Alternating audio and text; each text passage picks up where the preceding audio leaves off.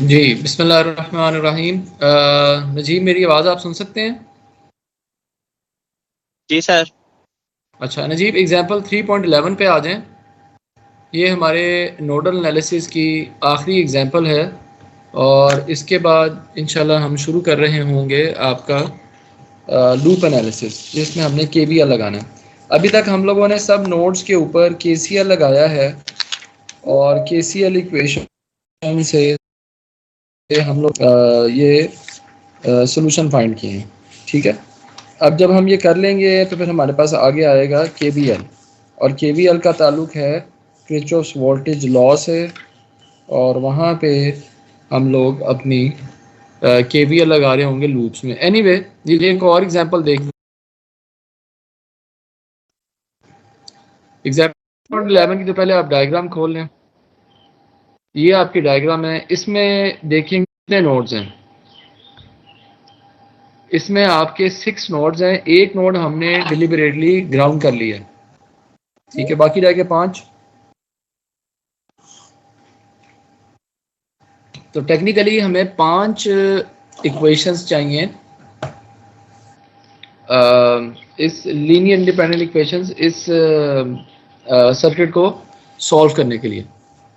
ठीक है, तो हम क्या करते हैं कि हम शुरू करते हैं अपना सुपर नोड से।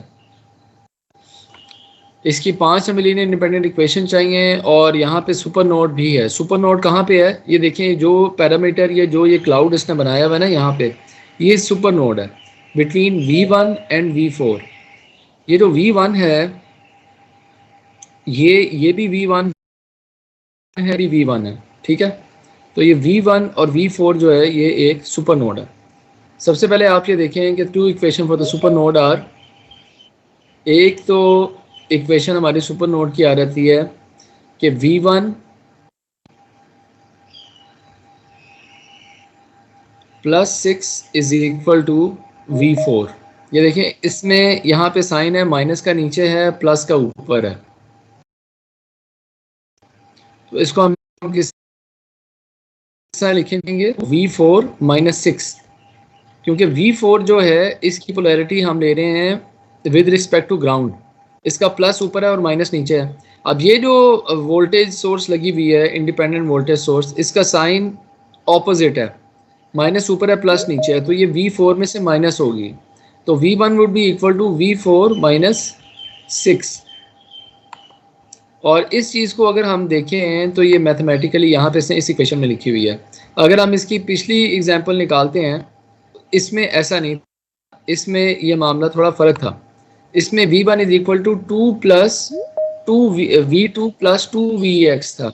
उसकी वजह क्या है कि यहाँ पे जो Vx की पोलैरिटी है ये कंसाइड कर रही थी 2Vx के साथ। ठीक है, तो ये कंस्ट्रक्टिवली एड अप हो रहे थे, लेकिन यहाँ पे ऐसा नहीं है। यहाँ पे ये एक दूसरे को कैंसिल कर रहे हैं। इनफैक्ट जो आपका V4 वोल्टेज है उसमें से -6 वोल्ट्स माइनस हो रहा है। ठीक है, तो एक इक्वेशन तो हमारे पास आ गई ये। ठीक है, और दूसरी इक्वेशन जो हम लोगों ने सुपर नोड के लिए लिखनी है वो इसने लिखी हुई है ये। अब इस पर ज़रा गौर करें कि ये इक्वेशन किस तरह आई है। ये भी केसीएल की इक्वेशन है और ये इसने यहाँ पे ऐसे लिखी है कि ये आप देखें कि ये V1 और V4 अगर एक नोड हो तो उसमें कौन कौन से करंट्स आ रहे हैं और कौन कौन से करंट्स इसमें से जा रहे हैं। ठीक है, तो सबसे पहली इक्वेशन तो है 2ix की। 2ix आपकी लेफ्ट हैंड साइड पे लिखा हुआ, बल्कि सबसे पहले आप देखें कि V1 minus 12 divided by 1k है। ठीक है, ये कौन सी इक्वेशन है? दिस इज ये वाला करंट है जो V1 से निकल के इस 1k में से निकल रहा है। V1 minus V2 divided by 1k। अब V2 जो है वो क्या है? 12 वोल्ट्स है, तो V1 माइनस 12 डिवाइडेड बाई 1 के, एक करंट ये आ जाता है। फिर है V1 minus V3 divided by 1 के, दूसरा करंट ये आ जाता है। तीसरा करंट जो इस नोड में से बाहर की तरफ निकल रहा है आउटवर्ड, वो है 2IX, वो हम लोगों ने यहाँ पे एज इट इज़ लिख दिया इसे।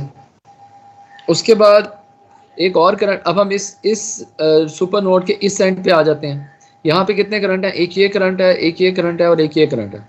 तो पहला जो है वो है V4 माइनस 0 डिवाइडेड बाय 1 के, बल्कि पहला करंट जिसने तरतीब में लिखा हुआ है वो इसने लिखा हुआ है V4 minus V3 divided by 1 के। उसके बाद दूसरा करंट है V4 माइनस 0 डिवाइडेड बाय 1 के, जो कि IX आ जाता है। और तीसरा करंट जो है आपका आ जाता है V4 minus V5 divided by 1 के। ठीक है, तो ये 6 टर्म्स जो हैं ये आपकी पूरी हो जाती हैं, जो कि यहाँ पे इस इक्वेशन में हैं।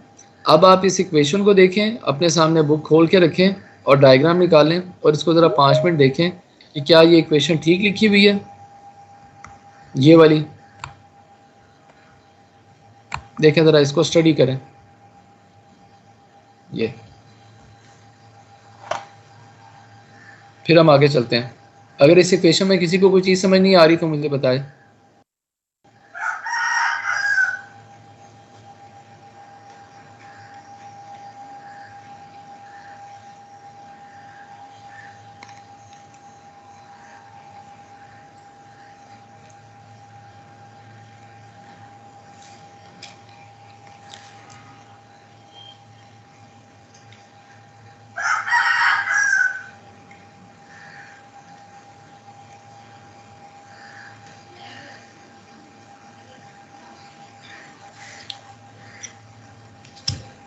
अच्छा, साथ ही साथ ये देखें कि आपके पास ये इक्वेशंस किस तरह आ रही हैं।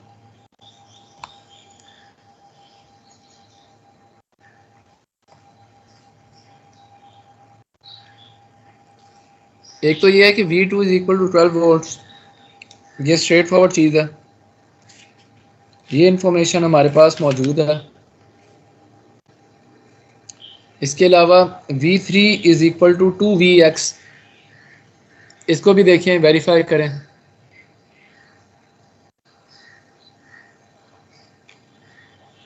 और ये तीसरी इक्वेशन जो है जिसमें V5 उसने इन्वॉल्व किया हुआ है, ये देखें ये KCL कौन सी नोड पे लगा है।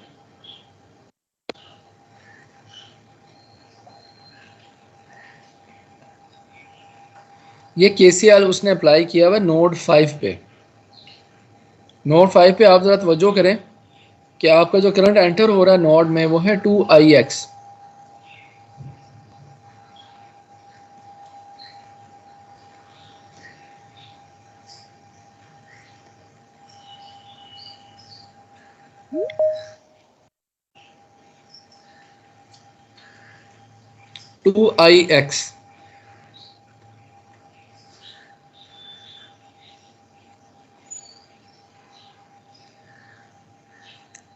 ये वाला पोर्शन, ठीक है। और नोड 5 में से जो करंट निकल रहे हैं वो हैं V5 माइनस 0 डिवाइडेड बाय 1 और V5 माइनस 4 डिवाइडेड बाय 1। ये बेसिकली नोड 5 में यहाँ पे ये 3 करंट्स का जिक्र कर रहा है। एक तो ये करंट है जो 2IX आपका एंटर हो रहा है, एक I0 है जो आपका V5 माइनस 0 डिवाइडेड बाय 1 के यहाँ से निकल रहा है, और तीसरा करंट है V5 minus V4 divided by 1 के। तो बेसिकली ये 3 करंट्स हैं जो इस नोड 5 में जिनका ताल्लुक नोड 5 से है। One of the currents is entering the node and the other two are leaving, and hence this equation, ये लो तीसरी है, ठीक है।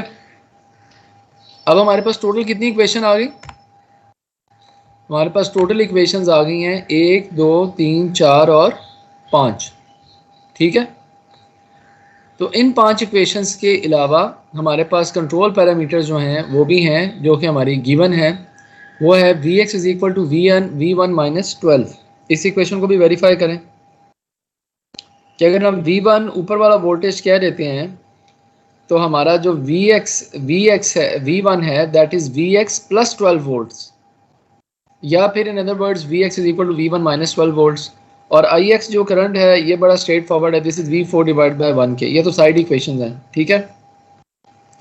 अब अगर ये सारी इक्वेशंस हम इकट्ठी सॉल्व करते हैं, 1 2 3 4 5 6 और 7, so we come up with these equations, these set of equations. ये ज़रा सब लोग पेपर और पेंसिल पे ये सॉल्व करें और देखें कि ये रिजल्ट आता है आपके पास या नहीं। नजीब, मेरी आवाज़ आ रही है आपको? जी सर, आ रही।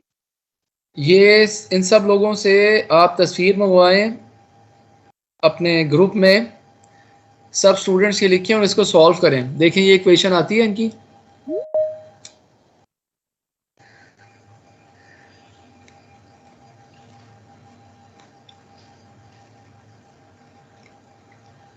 आप ये सोल्यूशन इनसे मंगवाएं, फिर मैं रैंडमली कुछ रोल नंबर आपको बोलूँगा, सिर्फ उनकी वर्किंग आपने मुझे व्हाट्सएप करनी है या फॉरवर्ड करनी है।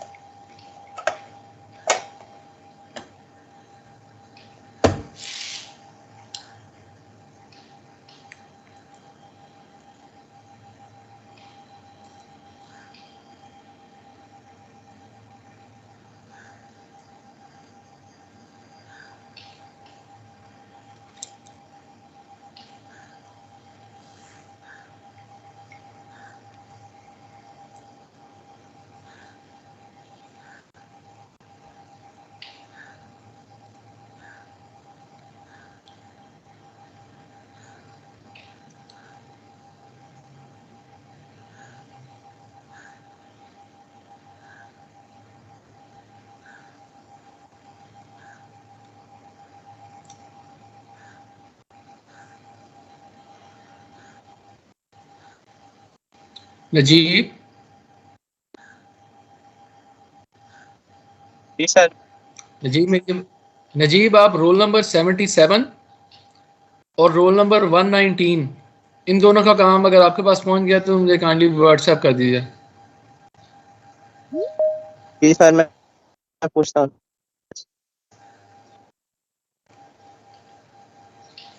Roll number 77 and roll number 119।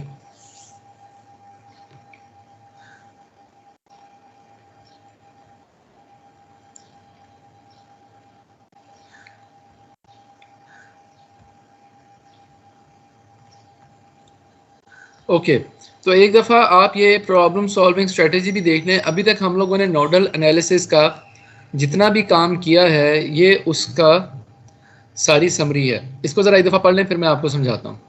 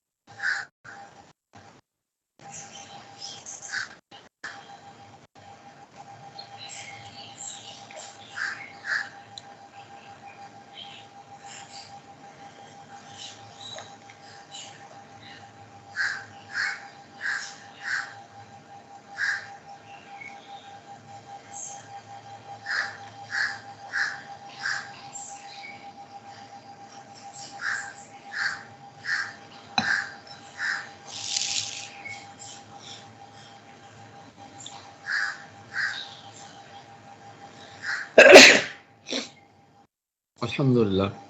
अच्छा, गुजारिश ये है कि यहाँ पे जो स्टेप्स लिखे हुए हैं ना, वो हैं तो इंग्लिश में, और ये सारी वही चीज़ें हैं जो हम पिछली प्रॉब्लम्स को सॉल्व करने के लिए यूज़ करते रहे हैं, ठीक है। इसमें सिर्फ वो ये कह रहा है कि आपने सबसे पहले ये डिटरमिन करना है कि आपकी नोड्स टोटल कितनी हैं।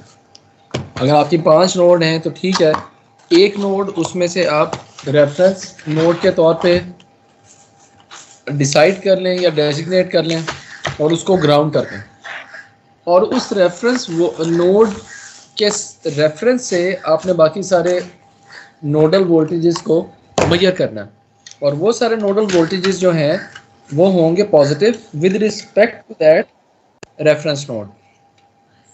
ठीक है जी, एक मिनट दीजिएगा ना जी, मुझे कॉल आ रही है। अस्सलाम वालेकुम।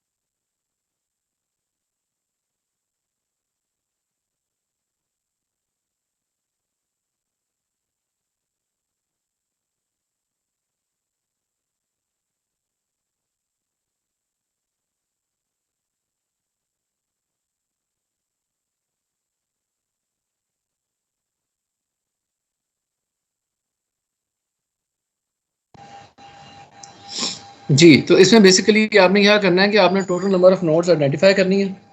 नोड्स आइडेंटिफाई करने के बाद आपने एक को रेफरेंस नोड डेजिग्नेट कर देना, और बाकी नोड्स जितनी बचेंगी उनके लिए आपने उतनी डिपेंडेंसीज लिखनी है और उनको सॉल्व कर लेना।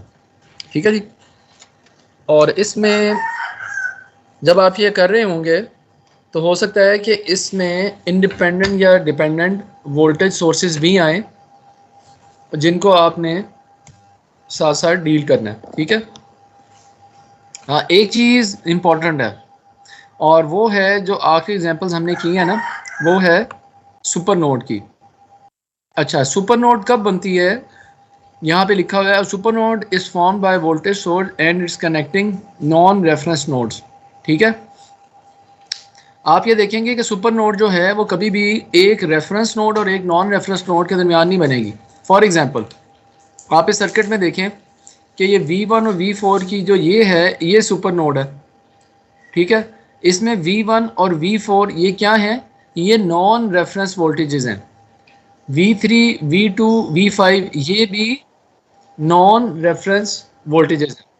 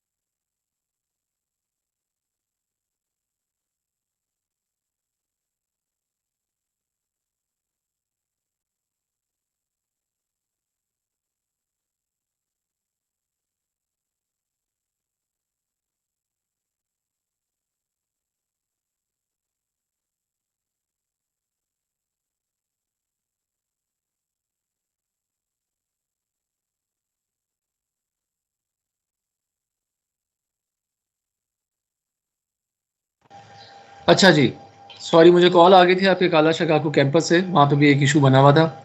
तो बेसिकली आपने क्या करना है कि आपने ये देखना है कि एक सर्किट में आपकी रेफरेंस नोड कितनी है और नॉन रेफरेंस नोड्स कितनी है। जो रेफरेंस नोड है उसको तो ज़ाहिर आपने ग्राउंड कर देना है, और बाकी जो नॉन नॉन रेफरेंस नोड्स हैं उन दो नॉन रेफरेंस नोड्स के दरमियान कहीं सुपर नोड एग्जिस्ट करेगी। Super node for example this super node, इस सुपर नोड की आइडेंटिफिकेशन बहुत ज़रूरी है क्योंकि थोड़ी सी मुश्किल चीज़ है। ये सुपर नोड है, या फॉर एग्जांपल अगर हम इससे पिछले एग्जांपल में चले जाएं तो ये V1 और V2 की ये सुपर नोड है। लेकिन आप ये देखेंगे super node always exist between when a voltage source dependent और independent voltage sources connected between two non reference node voltages. Reference node voltage आपका ये है जिसको आपने ग्राउंड कर दिया है, ये जो नीचे लगा हुआ है, ठीक है, ये सिंबल है। और आपको यहाँ पे पीछे एक और सुपर नोड दिखाते हैं, यहाँ पे ये भी सुपर नोड है, देखें ये V1 और V2 के दरमियान ये सुपर नोड है।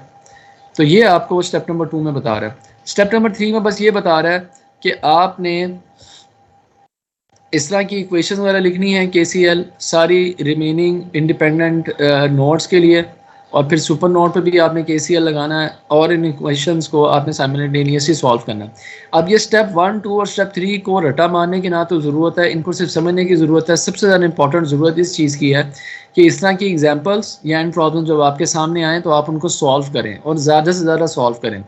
जब आपके पास बुक की एग्जांपल्स सारी एग्जॉस्ट हो जाए और आप सारी प्रॉब्लम सॉल्व कर चुके हों तो ऑनलाइन इस तरह की पिक्चर्स पोस्ट करके चैट GPT पे या गूगल पे इससे रिलेटेड कुछ प्रॉब्लम्स जो हैं वो आप सर्च करें और उनको सॉल्व करें। अब देखें यहाँ पे एक नोड ये है, एक नोड ये है, इन दोनों के दरमियान ये 4KI एक डिपेंडेंट वोल्टेज सोर्स है और ये बेसिकली क्या है, ये आपका सुपर नोड है। इसी तरह V1 और V2 के दरमियान जो है ना ये आपका सुपर नोड है, ठीक है। तो यहाँ से हम आगे चलते हैं। यहाँ पे एक आगे आपकी एक टेक्निक आ जाती है लूप एनालिसिस। हम लोगों ने लूप एनालिसिस पहले भी पढ़ा है, KVL भी हम लोगों ने लगाया है, यहाँ पे हम एक और अंदाज से उसको लगाएंगे। यहाँ पे फिल वक्त वो एक सर्किट बता रहा है आपको कि ये आपका एक सर्किट है, इसमें आपके ये 4 सेक्शंस बने हुए हैं। एक बॉक्स ये है, एक ये है, एक ये है और एक ये है, ठीक है। अब इस बॉक्स में जो करंट फ्लो कर रहा है इसको ये IA कह रहा है, इसको IB कह रहा है, इसको IC कह रहा है, इसको ID कह रहा है, ठीक है। और यहाँ पे हम लोग ये कह देते हैं कि हमारा एक जो रेफरेंस वोल्टेज है या रेफरेंस नोड जो है वो 5 है यहाँ पे। एनीवे यहाँ पे हमारे अभी वो रेफरेंस वोल्टेज की बात इस तरह से नहीं कर रहा क्योंकि रेफरेंस नोड का ताल्लुक होता है ज़्यादा KCL के साथ। यहाँ पे भी हम KVL अप्लाई करेंगे और फिर इसको देखेंगे कि हमने इसको किस तरह काम करना है। यहाँ पे फार्मूला थोड़ा सा डिफरेंट है। जब हम नेटवर्क टोपोलॉजी में अपनी KVL लगाते हैं तो हमें टोटल जो इक्वेशंस है ना वो चाहिए B-N+1। वहाँ पे हमें कितनी इक्वेशन चाहिए थी, independent linear independent equations N-1। तो KVL में हमें चाहिए B-N+1। अब जो कैपिटल B है ना ये नंबर ऑफ ब्रांचेज है, B is the number of branches. तो इस सर्किट में हमारी कितनी ब्रांचेज हैं, यहाँ पे हमारी 8 ब्रांचेज हैं। किस तरह, ये एक ब्रांच ये है, एक ब्रांच ये है, एक ब्रांच ये है और एक ब्रांच ये है। यानी कि इन 4 ब्रांचेज में जिनमें I2, I4, I5 और I7 ये 4 करंट्स फ्लो कर रहे हैं, ये 4 ब्रांचेज हैं, ठीक है। अच्छा, इसके अलावा 4 ब्रांचेस बाहर वाली साइड पे भी हैं। मिसाल के तौर पे एक पाथ जो आप यहाँ से यहाँ देख रहे हैं, जहाँ पे मेरा माउस का कर्सर है, यहाँ से एक ब्रांच निकलती है और ये यहाँ पे आके एंड होती है। ये वो ब्रांच है जिसमें आपका I3 फ्लो कर रहा है। इसी तरह एक ब्रांच आपकी वो है जिसमें I8 फ्लो कर रहा है, ये 5 से लेके नोड 4 तक ये I8 फ्लो कर रहा है, ठीक है। इसी तरह एक ब्रांच है जिसमें आपका I6 फ्लो कर रहा है और वो है नोड 2 से नोड 5 तक, ये I6 फ्लो कर रहा है, ठीक है। और इसी तरह नोड 2 से नोड 1 तक एक ब्रांच है जिसमें आपका I1 फ्लो कर रहा है। तो basically there are total 8 branches, 1, 2, 3, 4, 5, 6, 7 और 8, ये 8 ब्रांचेज हैं जिसमें ये फ्लो कर रहा है, ठीक है।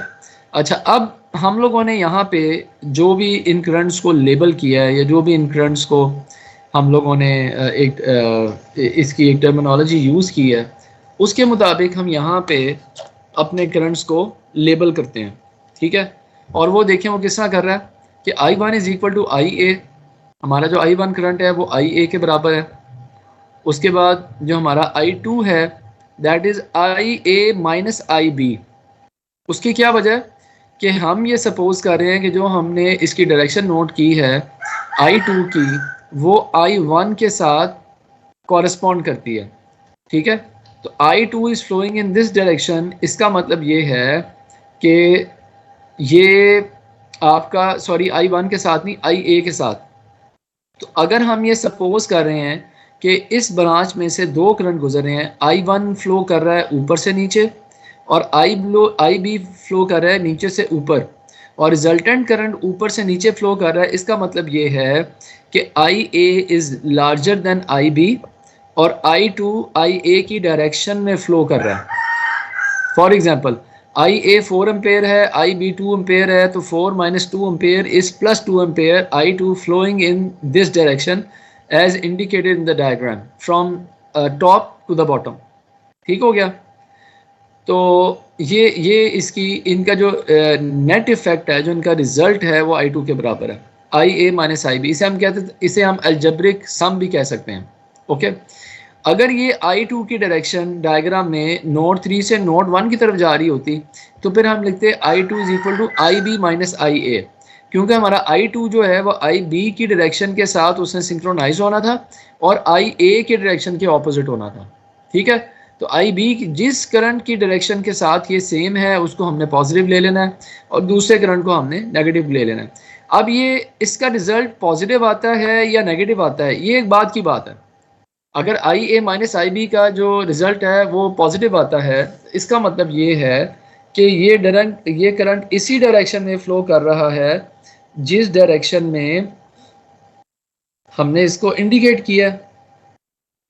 ठीक है, और अगर ये नेगेटिव डायरेक्शन में निकल आता है तो उसका मतलब ये है कि करंट ऑपोजिट डायरेक्शन में फ्लो कर रहा है। उसमें तो हमें मेरा ख्याल है कोई प्रॉब्लम नहीं होनी चाहिए। आगे चलते हैं। आगे लिखा है जी I3 is equal to IB। This is correct because this is the IB current flowing in this mesh या in this part of the circuit।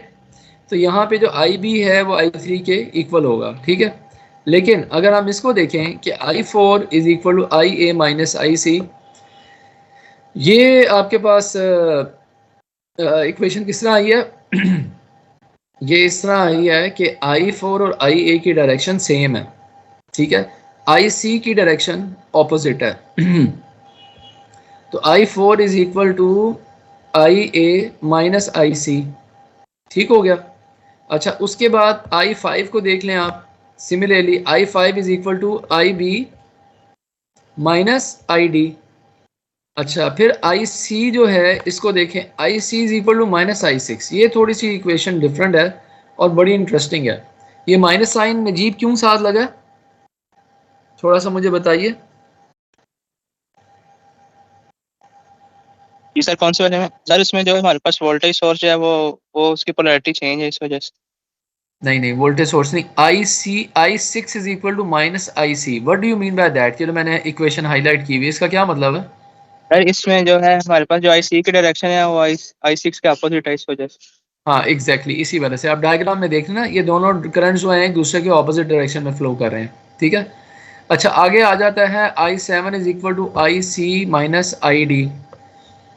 तो IC is equal to I7 is equal to IC minus ID। अब ये IC में से ID हम इस वजह से माइनस कर रहे हैं क्योंकि I7 और IC की डायरेक्शन सेम है और ID की डायरेक्शन ऑपोजिट है। और लास्टली नजीब ये देखें, अगर आप ID is equal to I minus ID, ये क्यों इसे लिखा हुआ I8 is equal to minus ID? क्योंकि जो आपका ये करंट है I8, ये ID की डायरेक्शन से मुख्तलिफ है।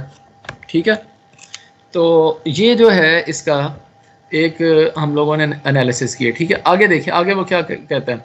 All circuits we will examine in this text will be planar, which simply means that we can draw a circuit on a plane piece of paper and no conductor crosses another conductor। ठीक है, ये बड़ी important चीज़ है।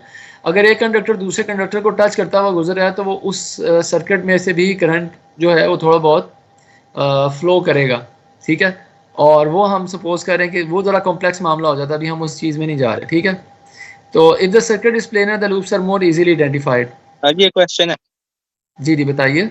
हर एक दफा circuit दिखाइएगा, उसमें अगर हमारे पास जिधर से करंट आ रही है और इधर अगर वोल्टेज सोर्स हमारे पास उसके डायरेक्शन उसी डायरेक्शन में आ रहा है और वोल्टेज सोर्स की पोलैरिटी चेंज हो तो फिर भी करंट के साथ नेगेटिव आएगा। देखिए यहाँ पे जैसे ना ये I5 है, करंट जैसे यहाँ I5 है, ये नेगेटिव में एंटर हो रहा है, पॉजिटिव से निकल रहा है, तो उसको आप छोड़ दें, उसका इससे कोई ताल्लुक नहीं है। ठीक है सर। उसका इससे ताल्लुक नहीं है कि वोल्टेज सोर्स की नेगेटिव टर्मिनल में जा रहा है या पॉजिटिव टर्मिनल में जा रहा है। वैसे बाय द वे हमें ये पता है कि अगर एक वोल्टेज सोर्स के पॉजिटिव टर्मिनल से करंट निकल रहा हो तो इसका मतलब होता है कि वो एनर्जी सप्लाई कर रहा है, ठीक है।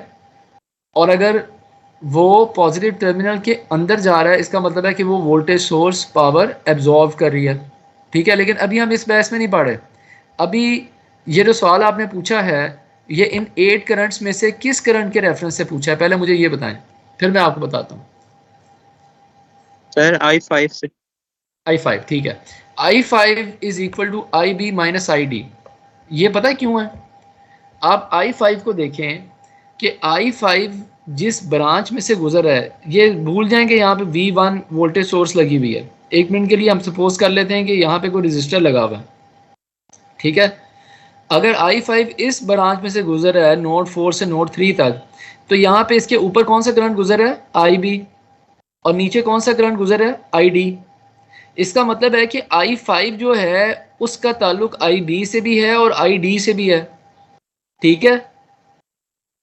तो I5 अगर इस डायरेक्शन में फ्लो कर रहा है जिस डायरेक्शन में डायग्राम में इंडिकेटेड है, यानी नोड 4 से नोड 3 तक, तो ये डायरेक्शन जो है ये IB के साथ सेम है या ID के साथ?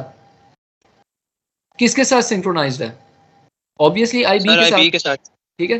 IB and I5 are flowing in the same direction, ठीक है। ID is flowing in the opposite direction, ठीक है। हम ये अज्यूम कर रहे हैं कि I5 पॉजिटिव है और IB के डायरेक्शन में फ्लो कर रहा है, तो इसका मतलब ये है कि IB की मैग्नीट्यूड बड़ा है और उसमें से ID माइनस हो जाता है, बाकी जो है ना वो I5 वो बेसिकली I5 है। और इसी इक्वेशन को हमने यहाँ पे लिखा है कि I5 is equal to IB minus ID। इसका वोल्टेज सोर्स से ऐसा कोई ताल्लुक नहीं है। अच्छा एक और देख लेते हैं, I7 देख रहे हैं आप, ये I7 इस डायरेक्शन में फ्लो कर रहा है इस ब्रांच में से। अब I7 को पाला पड़ रहा है दो तरह के करंट से, IC और ID। अब I7 की डायरेक्शन में कौन सा करंट फ्लो कर रहा है? IC, ठीक है। IC IC है। एंड I7 आर, हाँ IC and I7 are flowing in the same direction. तो इस डायरेक्शन के ऑपोजिट डायरेक्शन में कौन सा करंट फ्लो कर रहा है? ID, ठीक है। तो इसका मतलब ये है कि I7 जो है वो बेसिकली IC जो करंट फ्लो कर रहा होगा उसमें से ID माइनस हो जाएगा, बाकी जो करंट बचेगा वो I7 होगा जो इसी डायरेक्शन में फ्लो करता रहेगा। इसका मतलब ये है कि IC बड़ा होगा, ID छोटा होगा। तो इस वजह से हम लोगों ने इस इक्वेशन को यहाँ पे लिख लिया। ये हमने अज्यूम किया ना, हमारी ये एजम्पशन रियलिटी के करीब है। लेकिन बिलफर्ज अगर IC छोटा है और ID बड़ा है तो I7 का आंसर क्या आएगा? नेगेटिव। ऐसा ही है ना? अगर IC छोटा है और ID बड़ा है और हमारी एजम्पशन गलत हो जाती है तो I7 का ये आंसर जो मैंने इक्वेशन में हाईलाइट किया है ये क्या आएगा? नेगेटिव। नेगेटिव आएगा ना? Najeeb can you hear me? जी जी सर।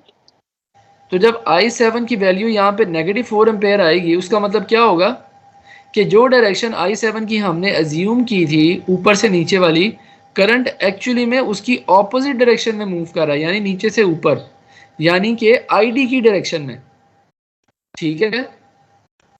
तो एक जो कॉमन ब्रांच होती है ना, उस कॉमन ब्रांच के लेफ्ट और राइट पे जो करंट्स फ्लो कर रहे होते हैं उनमें से जो करंट ज़्यादा ताकतवर होता है ना उसकी डायरेक्शन में वो करंट ब्रांच में से फ्लो करना शुरू कर देता है। अब क्योंकि इस वक्त एज ऑफ दिस टाइम हमारे पास यहाँ पे मैग्नीट्यूड नहीं है, हमें नहीं पता कि आई सी ज़्यादा स्ट्रॉन्ग है या आई डी ज़्यादा स्ट्रॉन्ग है।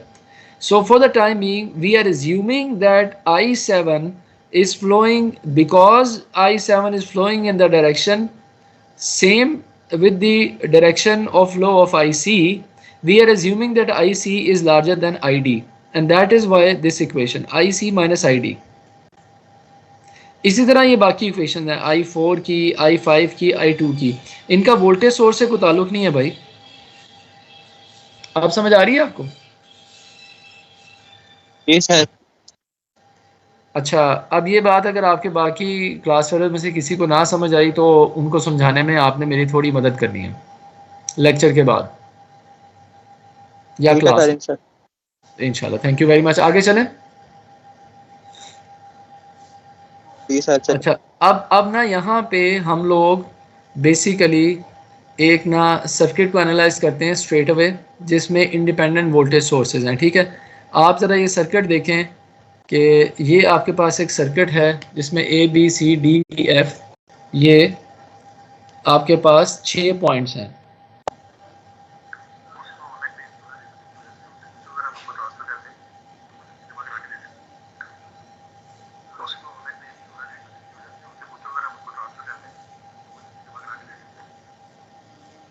वो मुझे जैज़ कैश का कह रहा था, देखो जैज़ कैश से पे हो सकता है, या उसका नंबर मैं आपको सेंड कर देता हूँ, आप डिस्कस कर लो, मैं तो ऑनलाइन क्लास ले रहा हूँ। अच्छा जी, तो इसमें बेसिकली आप ये देखें कि इसमें सबसे पहले तो हमने ये इक्वेशन फाइंड करनी है b minus N plus one which happens to be 2। ये इसने किस तरह निकाला? इसमें ब्रांचेज हैं 7। Najeeb, you should be able to identify 7 branches. A से बी तक एक ब्रांच है, बी से सी दूसरी ब्रांच है, सी से डी तीसरी ब्रांच है, डी से ई, ई से एफ, और फिर ए एफ, बी ई और सी डी, ये 7 ब्रांचेज हैं। टोटल जो हमारे पास नोड्स हैं वो कितनी हैं? 6 नोड्स हैं, A B C D E F, और +1 हमने इस फार्मूले में डाला हुआ।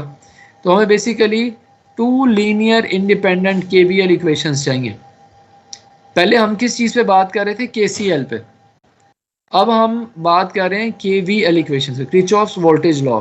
ठीक है, और ये केसीएल और केवीएल दोनों बेसिकली कहाँ से निकले हैं? ये निकले तो basically law of conservation of energy से हैं, और एक ही साइंटिस्ट के दोनों ये जो लॉ हैं ये दिए हुए दोनों लॉज हैं। ठीक है, अच्छा जी, तो बेसिकली अब और आपने इसमें क्या ये कैसे करना है पता चलता है कि हमने इक्वेशंस कितने फाइंड करने?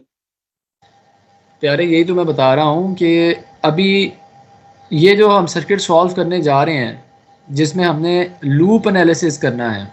ठीक है, अब हमने पहले हमने क्या शुरू किया हुआ था? Nodal analysis. अब सेक्शन 3.2 में हम लूप एनालिसिस कर रहे हैं। नोड एनालिसिस में हमने क्या कहा था कि अगर हमारे पास 5 नोड्स होंगी तो उसमें से एक को हम रेफरेंस नोड बना देंगे और बाकी सब के ऊपर हम लोग इक्वेशन फाइंड करेंगे, n-1 इक्वेशन फाइंड करेंगे। तो हमें n-1 लीनियर इंडिपेंडेंट इक्वेशन से ये सोल्यूशन मिल जाएगा। ये हम लोगों ने जब नोडल एनालिसिस शुरू किया था तो हमने वहाँ पढ़ा था, मैं आपको दोबारा दिखा देता हूँ रिमाइंडर के लिए। ठीक है, ये यहाँ पे लिखा होगा, अल्लाह आपका भला करे, ये यहाँ पे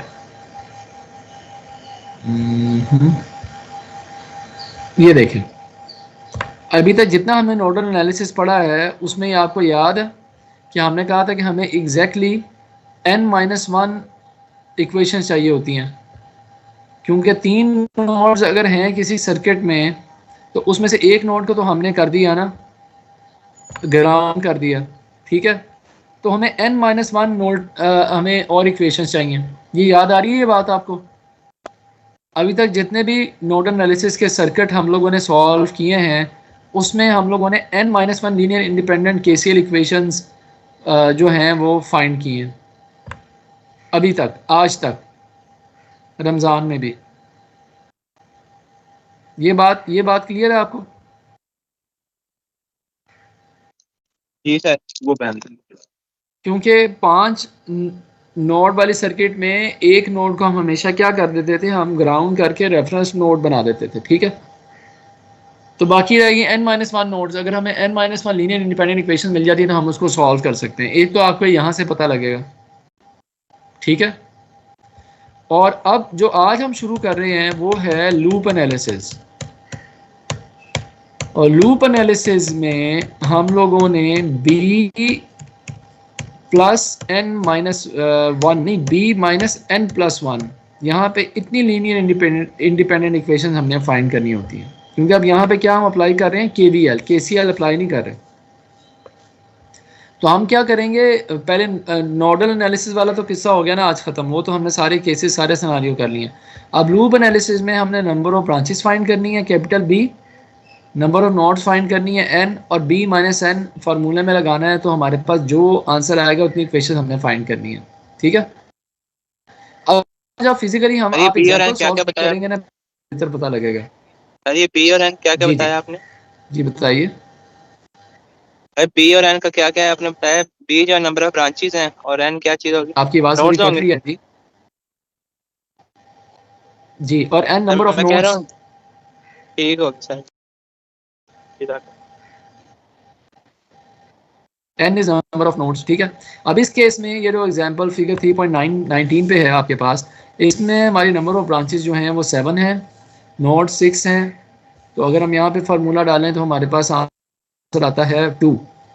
तो हमें दो इक्वेशंस KVL की चाहिए। तो KVL की दो इंडिपेंडेंट इक्वेशंस कब लग सकती हैं, जब हम दो लूप्स पे काम कर रहे हो। तो हम क्या करते हैं कि हम इस सर्किट को इसके दो लूप्स आइडेंटिफाई कर लेते हैं। एक लूप में करंट I1 दौड़ है और दूसरे लूप में ये करंट I2 दौड़ रहा है, ठीक है।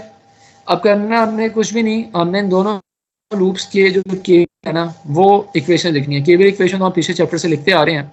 अगर हम पहले लूप पे केवीएल लगाएं तो ये इक्वेशन आती है हमारे पास। यहाँ पे इसने लिखा हुआ V1 plus V3 plus V2 minus VS1 is equal to 0।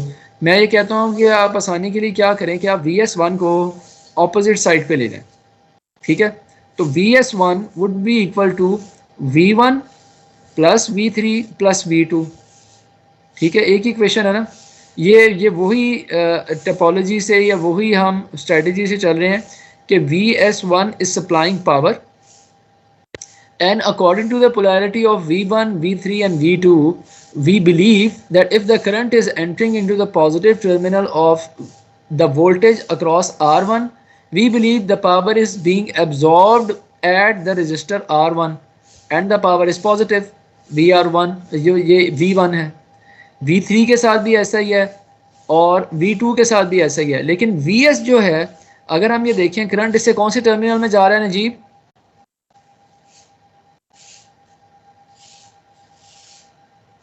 VS1 के कौन से टर्मिनल में करंट जा रहा है, I1 नेगेटिव टर्मिनल में। आप देख सकते हैं ना। जी सर। तो इसका मतलब ये है कि VS1 इज सप्लाइंग पावर।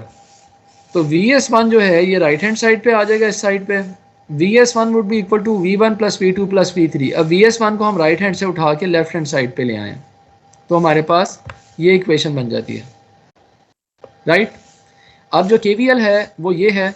इस KVL जो सेकंड लूप है वहाँ पे अगर हम अप्लाई करें तो देखिए हमारे पास क्या इक्वेशन बनती है कि VS2 plus VS4 plus V5 minus V3 is equal to 0। अब इस इक्वेशन को ज़रा ध्यान से 2 मिनट के लिए आप स्टडी करें और देखें कि ये इक्वेशन जो मैंने हाईलाइट की है लूप 2 की किस तरह आई है।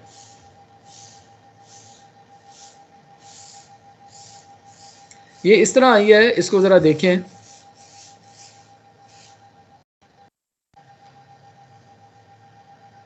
ये इस तरह आई है कि हम इन इक्वेशंस के ऊपर ये देखें, बड़ी अच्छी बात यहाँ पे राइट हैंड साइड पे लिखी हुई है, ये हिंट की। मैं इसको हाईलाइट कर देता हूँ। These equations employ the passive sign convention. ये महीना पहले हम लोगों ने रमजान से पहले पढ़ी थी। तो मैंने क्या कहा था कि इस चीज़ को जहन में बिठा लें कि अगर किसी एलिमेंट के पॉजिटिव टर्मिनल में करंट जा रहा है और उसके अक्रॉस वोल्टेज की पोलैरिटी ये है जिस तरह के साइन कन्वेंशन में होती है, पैसिव साइन कन्वेंशन में। तो इसका मतलब ये है कि the power is being absorbed by this element, ठीक है ना, और उसकी पावर जो एब्जॉर्ब है वो पॉजिटिव होगी। तो अगर पैसिव साइन कन्वेंशन हम यहाँ पे अप्लाई करें तो हमें ये देख के बड़ी आसानी से पता लग जाता है कि यहाँ पे VS2, VR और V5 ये तीनों पावर एब्जॉर्व कर रहे हैं, ठीक है। और जो V3 है ना, V3 की पोलैरिटी इस किस्म की है कि V3 जो है ना ये पावर इनको सप्लाई कर रहा है। That is why V3 needs to be on the right hand side of this equation. जब अब उसको हम राइट हैंड साइड से उठा के लेफ्ट हैंड साइड पे लेके आते हैं तो उसका साइन जो है वो नेगेटिव हो जाता है। नजीब, ये बात समझ आई है आपको? जी सर। चलें अब ज़रा 5 मिनट दें बाकी क्लास को, वो भी ये समझ लें कि हमने KVL लगाया है इस लूप पे और KVL लगाया है इस लूप पे। इन दोनों लूप से हमने KVL लगाया तो हमारे पास ये दो इक्वेशंस आ गई हैं, ठीक हो गया। अब इन दो इक्वेशंस के बाद अलावा हमें ये भी पता है कि ओम्स लॉ से अपना हम लोग जो है वो क्या मतलब लेते हैं इसका,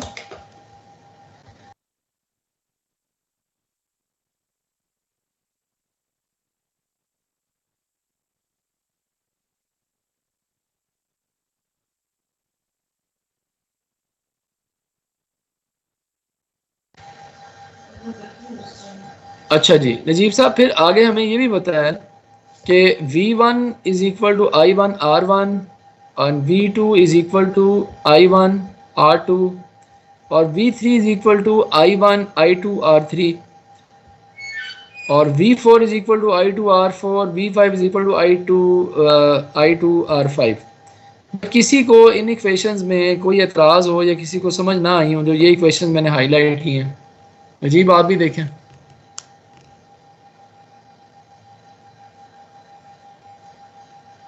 इसमें से सिर्फ एक चीज़ आप लोगों के लिए शायद थोड़ी नई हो और वो है ये V3 वाली इक्वेशन।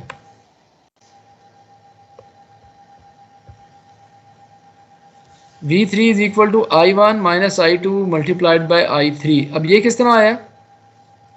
जो V3 की पोलैरिटी है ना, इसमें प्लस साइन ऊपर है और नेगेटिव साइन नीचे है, ये तभी बन सकती है जब इसके अंदर I1 करंट ऊपर से नीचे फ्लो कर रहा हो। तो इसका मतलब ये है कि I1 और I2 भी फ्लो कर रहा है, ठीक है।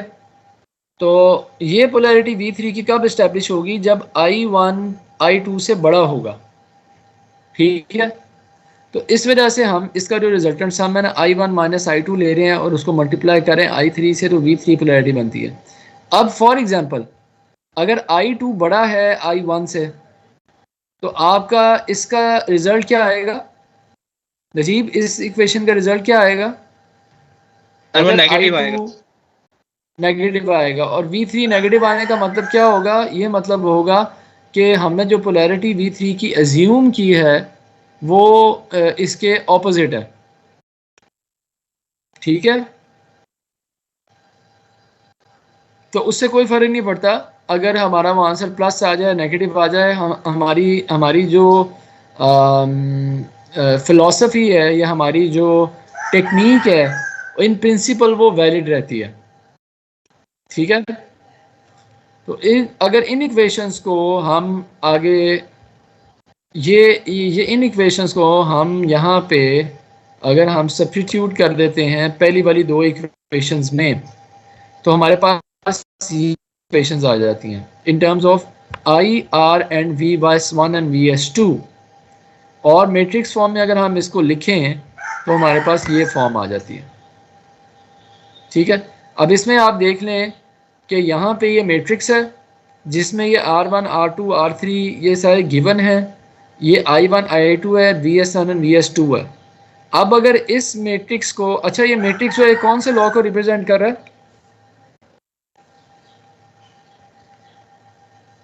ये ओम्स लॉ को, ये ओम्स लॉ को। V is equal to IR।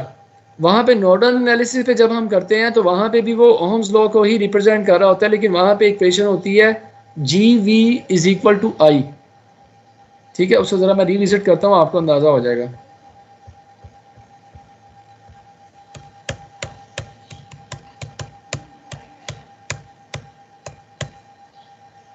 ये देखें,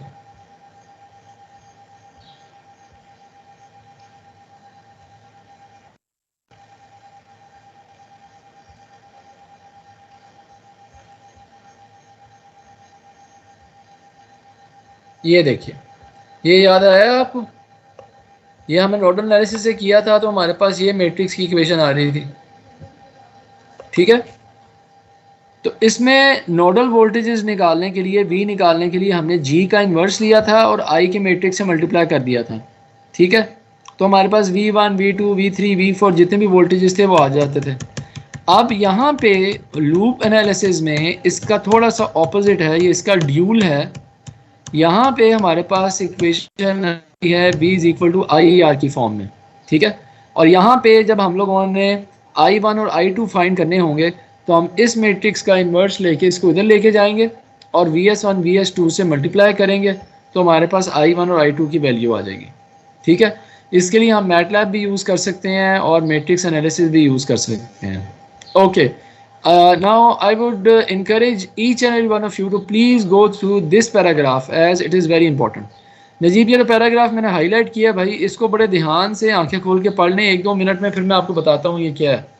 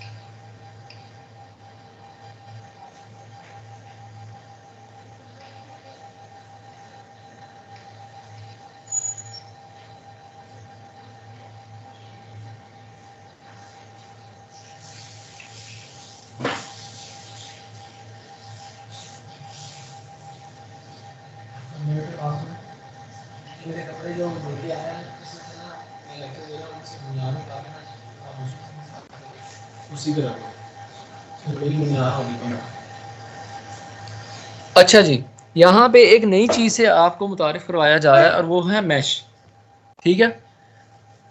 तो a mesh is a special kind of loop that does not contain any loops within it. तो बेसिकली अगर आप देखें फिगर 3.9 में, तो ये लूप और मैश में जो है ना, आपको फ़र्क बता रहा है कि लूप और मैश में फ़र्क क्या होता है। नजीब, समझ आइए आपको मैश क्या है और लूप क्या है? देखें, लूप है, ये हम पॉइंट ए से शुरू करते हैं, A B C D E F और दोबारा A पे आ जाता है, पूरा का पूरा लूप है जिस तरह, ठीक है। प्रोग्रामिंग में जिस तरह आप फॉर लूप यूज़ कर रहे हैं, वाइल लूप यूज़ कर रहे हैं, ठीक है ना। तो पूरे का पूरा आपका जो है वो एक लूप है। अच्छा जी, और बेसिकली जो मैश है, वो मैश क्या है? मैश है आपका ABEFA, ये आपका मैश है, ठीक है, ABEFA। और ये जिस आपके पाथ पे I2 फ्लो कर रहा है, ये मैश है BCDE, ठीक है। तो बेसिकली लूप और मैश में फ़र्क होता है। अच्छा, अब वो ये कह रहा है कि अब आने वाले टेक्स्ट में जब हम रेफ़र करेंगे इस एनालिसिस को, तो हम इसको मैश एनालिसिस कहेंगे और मैश करंट्स कहेंगे, हम इसको लूप एनालिसिस या लूप करंट नहीं कहेंगे, ठीक है। तो ये आपको फ़र्क समझ आ गया मैश का और लूप का? जी सर। ठीक है, वेरी गुड। नजीब, आप जी सर यस सर कही जा रहे हैं, ये क्लास के बाद बाकी बच्चे तो नहीं कहते कि हमें तो कुछ समझ नहीं आती। नजीब, तुम यस सर कह के आगे ही चले जाते हो। कोई आप पे बताएं सर, सियासी या गैर कभी सियासी किसी ने बोला नहीं है ये अभी तक, तो किसी ने बोला, चलो मुझे समझ आ रही है नहीं जितना बोला, भी पढ़ा।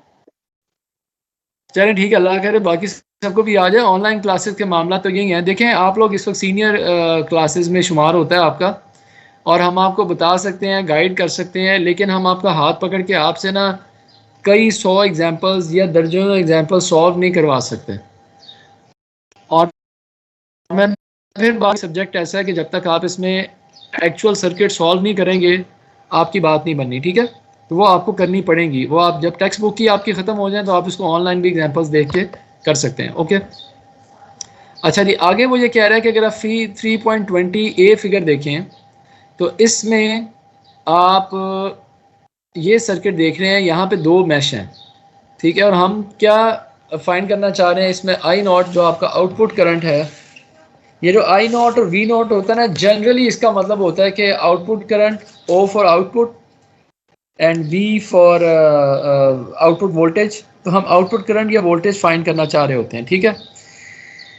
अच्छा, यहाँ पे वो ये कह रहा है कि हम अपना मैश एनालिसिस शुरू करते हैं फिगर 3.20 से, और यहाँ पे रजिस्टर से पहले कोई प्लस या नेगेटिव साइन नहीं है, ठीक है।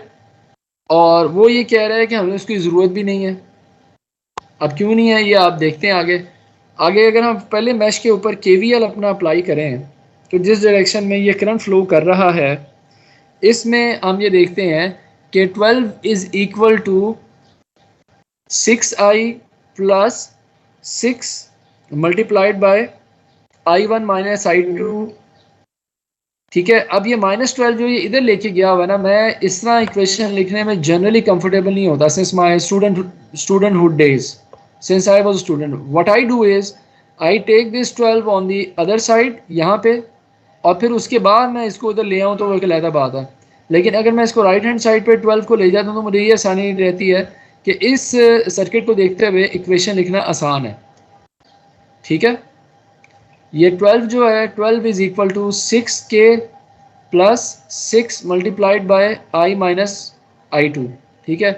तो ये हमारे पास पहले मैश की इक्वेशन आ गई, और दूसरे मैश की जो इक्वेशन है वो भी हम देख लेते हैं।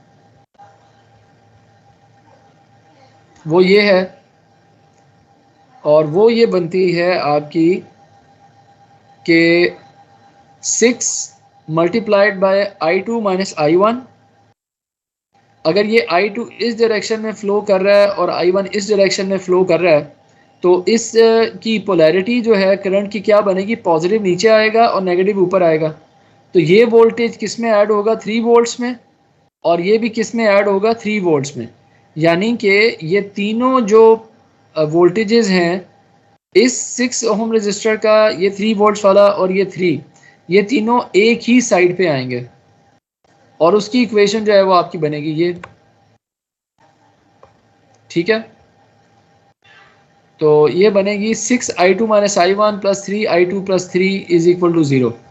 ये दो इक्वेशंस आपके पास आ गई हैं दोनों मैश की, ठीक है। अब हमारे पास यहाँ पे दो मैश हैं, और यहाँ पे अगर हम वो इक्वेशन लगाते हैं b माइनस n प्लस 1, तो हमें बेसिकली यहाँ पे इतनी इक्वेशंस ही चाहिए। हमारे पास यहाँ पे नोड है 3, और नहीं सॉरी, नोड है 4, तो ब्रांचेस हैं 1 2 3 4 5 ब्रांचेस हैं। 5 माइनस 2 इज़ 3, नहीं 5 माइनस 4 इज़ 1, 1 प्लस 1 इज़ 2। ये इक्वेशन अगर हम यहाँ लगाते हैं ना, ये वाली, तो यहाँ पे ब्रांचेस कितनी हैं, 5, नोड्स हैं 4, 5 माइनस 4 प्लस 1, तो हमारे पास 2 आ जाएगा, ठीक है। तो बहरहाल दो मैश हैं, दो यहाँ पे KVL लगते हैं, दो मैश के ऊपर हम KVL की इक्वेशन लगाते हैं, तो हमारे पास ये दो इक्वेशंस यहाँ पे आ जाती हैं, ठीक है। एक ये वाली और एक वाली। साथ ही साथ हमें ये भी पता है कि हमारा जो आउटपुट करंट है that is I1 minus I2। ये हमें किस तरह पता है, अगर हम इस डायग्राम को देखें तो इसमें जो I नॉट है आउटपुट करंट, वो हमारी किस डायरेक्शन में फ्लो कर रहा है नजीब, ऊपर से नीचे I1 की डायरेक्शन में, I2, हाँ जी सर, I1 की डायरेक्शन। तो I1 की डायरेक्शन में अगर ये फ्लो कर रहा है तो इसका मतलब है कि I not is equal to I1 minus I2, और हम ये अज्यूम कर रहे हैं कि करंट I1 बड़ा है, करंट I2 छोटा है। लेकिन अगर करंट I2 बड़ा होता है और I2 छोटा, I1 छोटा होता है, तो ये I0 की वैल्यू क्या आ जाएगी? नेगेटिव। अगर वो नेगेटिव आ जाती है तो इसका मतलब ये है कि I0 की जो डायरेक्शन है वो ऑपोजिट है उसके जो हमने यहाँ पे डायग्राम में शो की हुई है। ठीक है, तो फिर वो नेगेटिव आ जाएगी और फिर हम नीचे से ऊपर करंट को अज्यूम कर लेंगे। ओके, अच्छा ना जी, आगे चलते हैं। अब अगर हम यहाँ पे आगे चलते हैं तो इन दोनों इक्वेशंस को साइमल्टेनियसली सॉल्व करके हमारे पास ये रिज़ल्ट आ जाता है। ठीक है, अब इसमें दो इक्वेशंस में कितने अननोन हैं? दो अननोन्स हैं, I1 एंड I2। इनको तो साइमल्टेनियसली हम एक इक्वेशन को दूसरे में हम सब्स्टिट्यूट कर देंगे तो हमारे पास I1 और I2 की वैल्यू आ जाएगी, और I1 में से I2 माइनस कर देंगे तो I0 आ जाएगा। ठीक है, अच्छा जी, अब ये सारे नोड वोल्टेजेस और करंट जो है ना वो फिगर 3.20b में गिवन है। इसको देख लें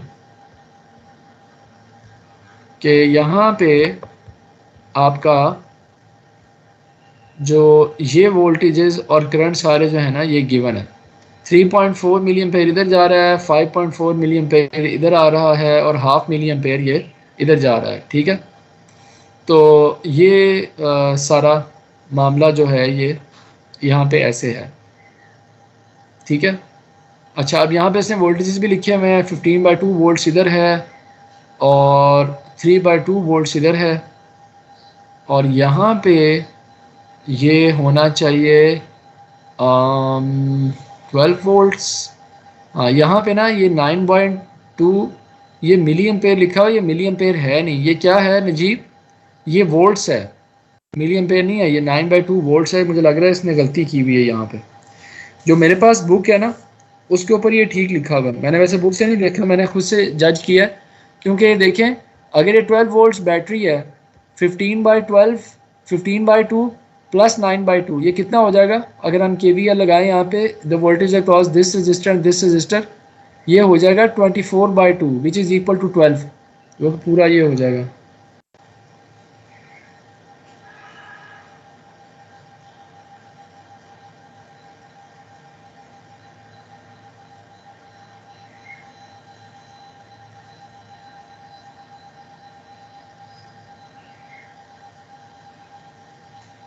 तो इसकी डायग्राम पिक्चर भी मैं आपको भेज रहा हूँ।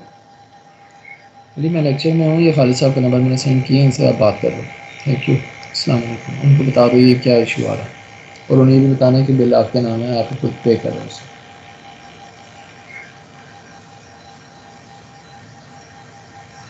मेरे पास नजीब जो इसकी हार्ड कॉपी पड़ी हुई है ना बुक की, वो पड़ी हुई है गालिबन 13th एडिशन की।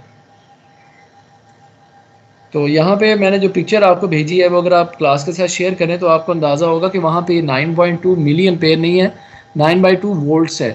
3/4 मिली एम्पेयर करंट तो यहाँ पे आ गया ना, वो यहाँ पे है। ठीक है, 3/4 मिली एम्पेयर इधर है और हाफ मिली एम्पेयर उधर चला जाएगा।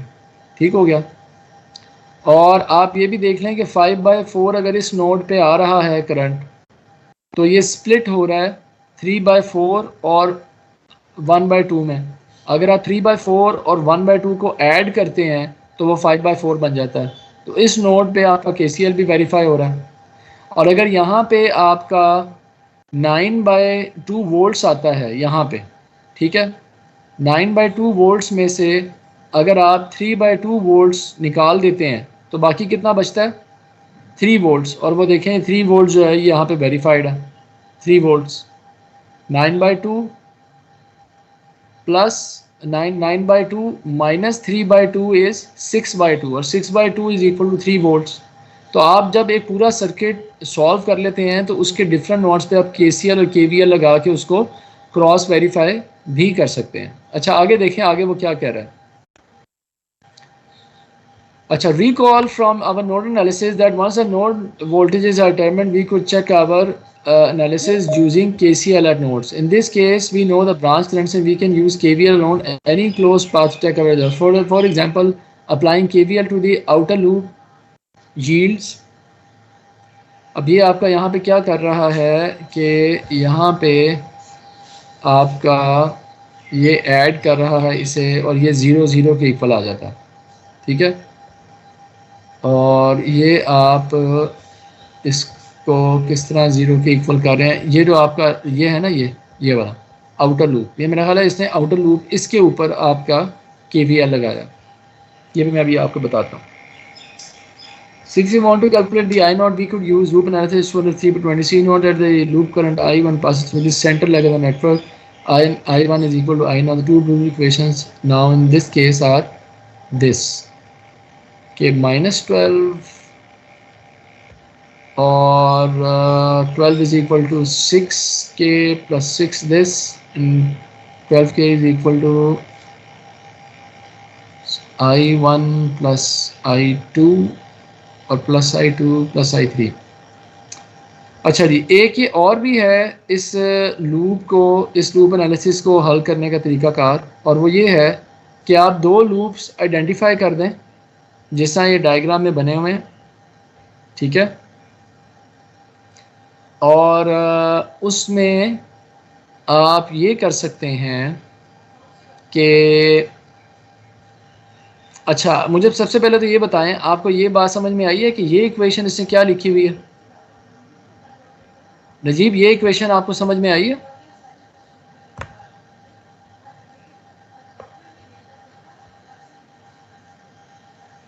नजीब? जी जी सर। ये इक्वेशन जो है ये आपको समझ में आई है? जी सर। सर इसमें जो हमारे पास ये जो 3/2 वाला, एक दफा दोबारा बता दें। 3/2 वाला, ठीक है। 3/2 वाला जो वोल्टेज है वो हमारा अक्रॉस विच रजिस्टर है?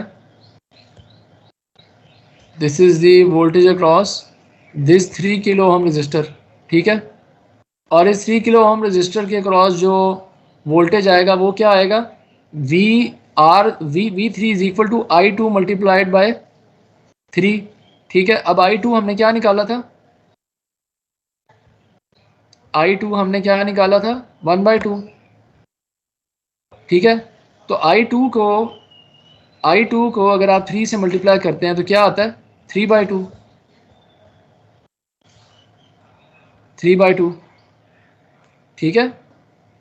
ये कुछ भी नहीं है, हमने I2 निकाल के तो V is equal to IR के इक्वल किया। अब वो ये आपका ऑथर कह रहा है कि आप एनर्जी ऑफ कंजर्वेशन या KVL across the outer loop check करें अगर पूरे सर्किट का, तो वो क्या आता है कि आपका ये जो वोल्टेज है ये 12 volts, this is the power being supplied, this should be equal to 15/2 plus 9/2, ठीक है। 15/2 प्लस 9/2 ये वोल्टेज है ना, मैंने आपको पिक्चर भेजी है, आपने उसमें देख लिया, यहाँ पे वोल्ट्स है। तो 15/2 by plus 9/2 this is equal to 24/2, तो 24 के बराबर आ जाता है।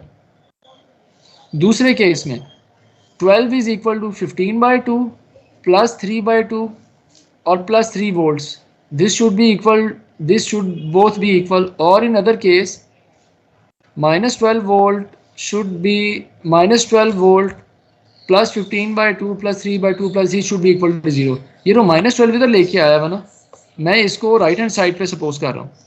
अगर ये राइट हैंड साइड पे 12 है तो इसको लेफ्ट हैंड साइड पे भी ये 12 होना चाहिए, ठीक है। और उसको अगर आप देखें, इसको सॉल्व करें तो इसका आंसर 12 ही आएगा। आप इसको और इसको सॉल्व करेंगे तो क्या आएगा इसका आंसर? 18/2, 18/2 इज 9 प्लस 3 इज 12, तो 12 के बराबर आ जाता है, ठीक है। तो ये इसको काउंटर चेक करने का तरीका कार है। आपके बहुत से सर्किट एनालिसिस में ऐसे सवाल होंगे जिनको सॉल्व करके जब आप उनके आंसर्स निकालेंगे तो आपको फ़ौरन पता लग जाएगा कि आपने ठीक सॉल्व किया है या नहीं, तो आप उसको काउंटर चेक भी कर सकते हैं। यानी कि आप जब सॉल्व करके पेपर घर पहुँचें तो रास्ते में अपने दोस्तों के साथ जब आप अपने नोट्स मैच करेंगे तो मेरे पेपर चेक करने से पहले ही आपको पता लग जाएगा कि आपने अल्लाह माशाल्लाह इतने नंबर स्कोर किए हैं, या यहाँ आपने मुख्तलिफ़ किस्म के गुल खिलाए हैं खुदा ना खास्ता, या अगर कोई बहुत ब्रिलियंट स्टूडेंट है तो उसने कोई नई थ्योरी पेश कर दी है या नया कोई फार्मूला इन्वेंट कर दिया खुदा ना खास्ता, तो ये आपको पता लग सकता है, ठीक है, क्योंकि एक सर्किट को सॉल्व करने के 2-3 तरीक़ाकार हैं। ओके, अब वो कह रहा है कि since we want to calculate the current I not we could use the loop analysis as shown in figure 3.20 C. 3.20 C में आपके करंट सॉल्व करने का एक और तरीकाकार भी है, और वो ये है कि आप ये देखें कि आप इसका एक आउटर इनर लूप ले लें और एक इसका आउटर लूप ले लें। इनर लूप में ये करंट क्या रहता है I1 है, और आउटर लूप में क्या रहता है करंट I2 है। लेकिन इस अप्रोच को फॉलो करते हुए हमने ये देखना है कि जब I1 और I2 दोनों 6 किलो ओम रजिस्टर में से गुजर रहे होंगे तो इसके क्रॉस जो वोल्टेज बनेगा वो I1 plus I2 multiplied bye 6 kilo ohm register होगा। ये एक तीसरा एनालिसिस है लूप एनालिसिस करने का, यह अब उसके मुतालिक बता रहा है। अगर हम इस चीज़ को जहन में रख के एक इनर लूप की और आउटर लूप की इक्वेशंस लिखते हैं तो वो दोनों ये बनती हैं। ये वाली जो पहली इक्वेशन है ये आपकी इनर लूप की इक्वेशन है, और ये किस तरह इसने कैलकुलेट की है। अगर आप डायग्राम देखें तो इस 12 को तो आप ले जाएं दूसरी साइड पे, इस साइड पे, तो 12 is equal to 6 I1 plus I2।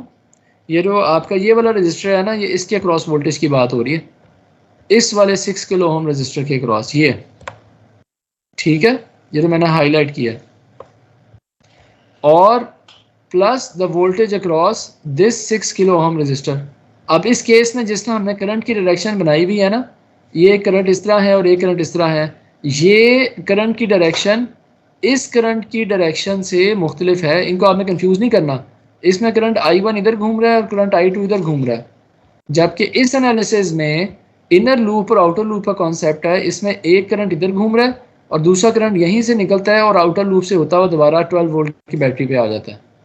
तो अगर हम इनर लूप की इनर लूप की छोटे लूप की इक्वेशन लिखते हैं, that would be equal to 12 is equal to 6I1 plus I2 plus 6I1, और वो इक्वेशन आपकी आती है ये पहली इक्वेशन, ठीक है।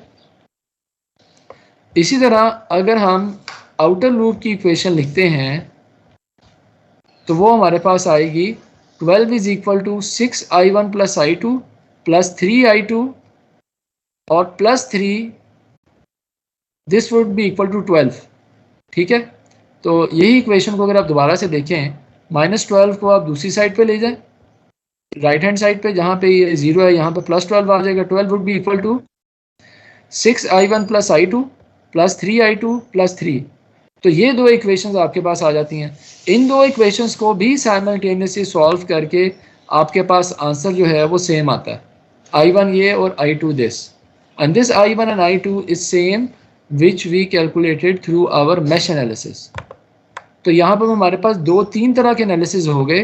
पहला हमने किया मैश एनालिसिस, दूसरा हमने किया नोडल एनालिसिस, नोडल एनालिसिस जो पिछले 1-1.5 महीने से हम करते आ रहे हैं, और तीसरा है हमारा लूप एनालिसिस, ठीक है।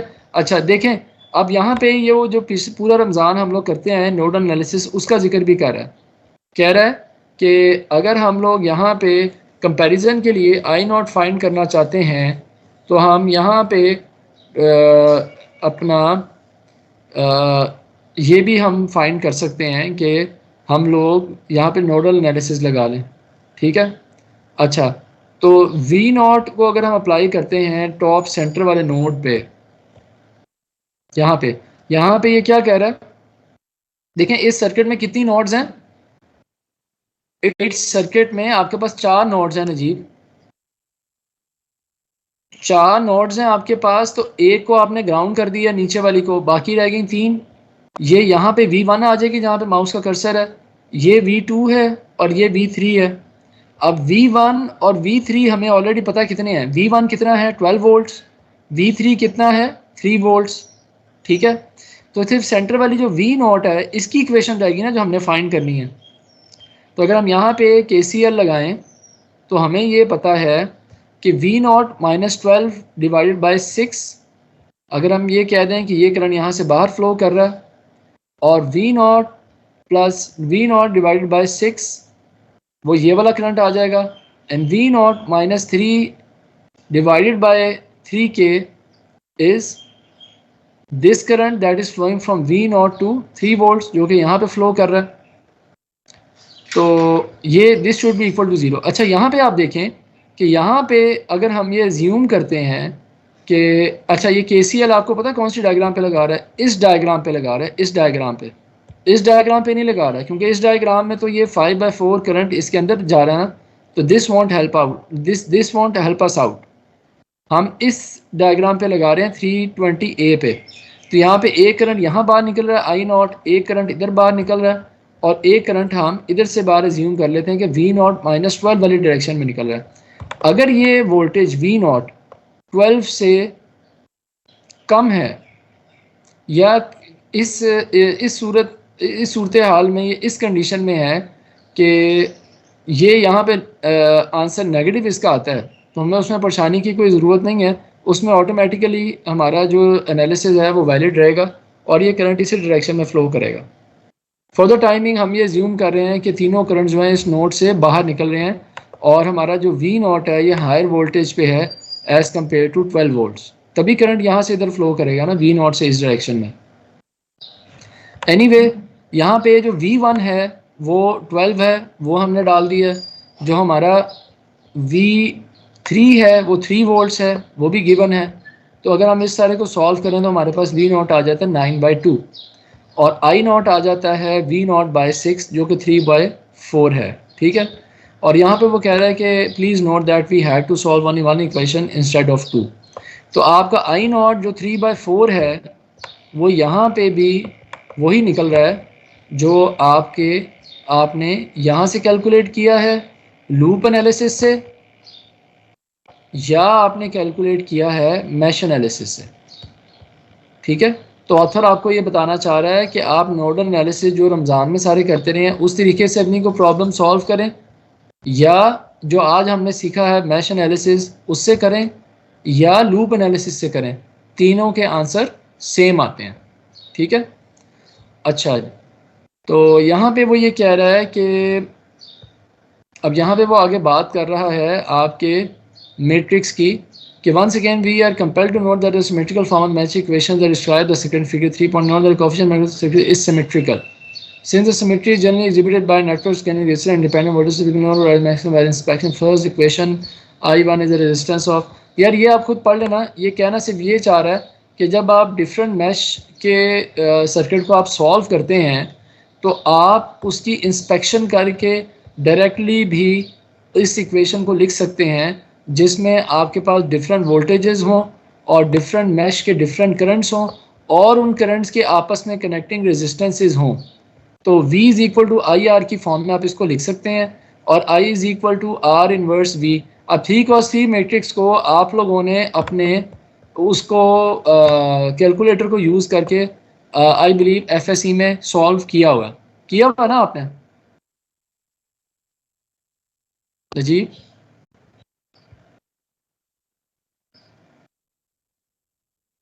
जी, कैन यू हियर मी? जी सर। आप लोगों ने 3×3 मैट्रिक्स को सॉल्व किया हुआ है अपने कैलकुलेटर को यूज़ करके अपने FSE में। ठीक है, तो आप बड़ी आसानी से अगर ये सर्किट आपके पास आता है और आप मैट्रिक्स की और अपनी इंफॉर्मेशन की बेस के ऊपर I1, I2 और I3 के जो ये कनेक्टिंग रेजिस्टेंसेस हैं 6, 3, 12, 9 और 4, इनकी बेस के ऊपर अगर आप डायरेक्टली ये आप इक्वेशन लिखने में या फार्मूला लिखने में कामयाब हो जाते हैं, या इनके मैश इक्वेशंस आप लिखते हैं, तो फिर आपके पास ये मैट्रिक्स की फॉर्म आ जाती है ना, तो बजाय इसके कि आप सारी इक्वेशन अपना वो आप फिज़िकली सॉल्व करें, आप उसको यहाँ से मैट्रिक्स के थ्रू भी कर सकते हैं। अस्सलाम वालेकुम। अस्सलाम वालेकुम। ताहिर भाई आप आ गए? जी आप आ गए हैं? मैं 1 मिनट मैं 1 मिनट में आ रहा हूँ आपके पास। मैं आ गया आपके पास। Thank you. ठीक है ना जी, फिर ये हम लोग एग्जाम्पल 3.13 तक इस लेक्चर को आज कंक्लूड करते हैं और अगले हफ्ते फिर मुलाकात होगी। अब देख रहे हैं अगले हफ्ते भी यूनिवर्सिटी तो नहीं हमारी खुलनी अभी, शायद अब सुनने में आ रहा है कि 15 अप्रैल तक ये जा रहा है। बहरहाल ये पेज नंबर 125 तक हमने पढ़ लिया। तो इससे रिलेटेड जितनी भी एग्जांपल्स हैं वो आपने करनी है, और ये एग्जांपल 3.13 को भी आपने तरीके से दोबारा स्टडी करना। और कोई बात समझ में ना आए तो इनसे कहें कि वो सवाल लिख के आपको व्हाट्सएप कर दें, मैं उसका जवाब इंशाल्लाह आपको व्हाट्सएप पे दे दूँगा। ठीक है। सुब्हानकल्लाहुम्मा व बिहम्दिका अशहदु अल्ला इलाहा इल्ला अंता अस्तगफिरुका व अतूबु इलैक। तो यहाँ पे लेक्चर को क्लोज़ करते हैं। अपना ख्याल रखिएगा, और जितना हमने आज पढ़ा है उसके मतलब कोई भी बात हो तो आप इनसे कहिएगा, आपको व्हाट्सएप कर दें। ठीक है ना जी? ये सर ठीक है ना। ठीक है। अस्सलाम वालेकुम।